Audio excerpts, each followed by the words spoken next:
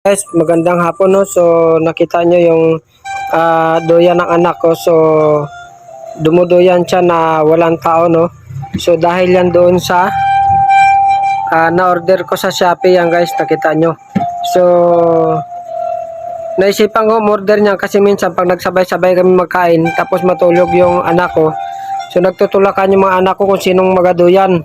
Dahil yun nga, sabay-sabay kami magkain kaya sabi ko try ko ito no, dumaan sa wall ko, tinry ko na magbili, mag-order. So yan, so effective guys no. So pwede yan siyang laksan, pwede siyang bilisan no. Yung kulay red niya na yan guys na nakalabas. So yan, pwede mo siyang laksan diyan, adjustan mo. Yung kulay blue naman yan, kung naririnig nyo mayroong tumutunog. So may sounds din siya no. Yung sounds niya nga lang pang horror. No, kung hindi nyo type na patugtugin, so pwede siyang patayin. So yan guys, ang ganda. Hindi ko na video nung in-install ko siya kasi nga sobrang excited kagabi. No, kinabit ko na siya agad. No, sobrang excited na magamit ang anak ko. So ang ganda. So sarap ng tulog niya. No.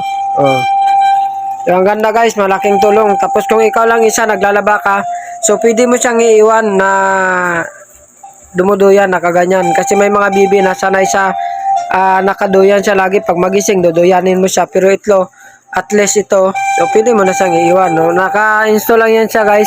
Kung nakita nyo yung tali na to, so nakatali lang siya dito guys. Yan yung humihila pataas. Punta doon. So, ito hindi naman siya, hindi siya di battery, di kurente siya. Mayroon siyang adapter, no? 12 volts. So, mahina lang din sa kurente kasi nga pang G-SAT din lang yan, no? Pag walang kuryente, yun lang, hindi mo rin talaga siya magamit, no? Pero napakaganda guys, malaking bagay, no? So, yan guys, so sana may nakuha kayong idea, no? So, sa Shopee guys, marami yan sa Shopee.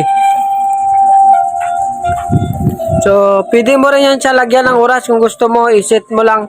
So, may reset siya, kaya lang yun sa akin, di ko nilalagyan ng oras para maintain lang siya na dumuduyan lang siya.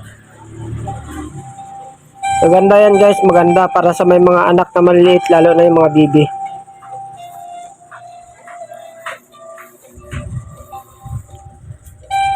So yan o. So ito naman guys, yung spring niya, kahit malaking bibi, kaya niya kasi yan siya.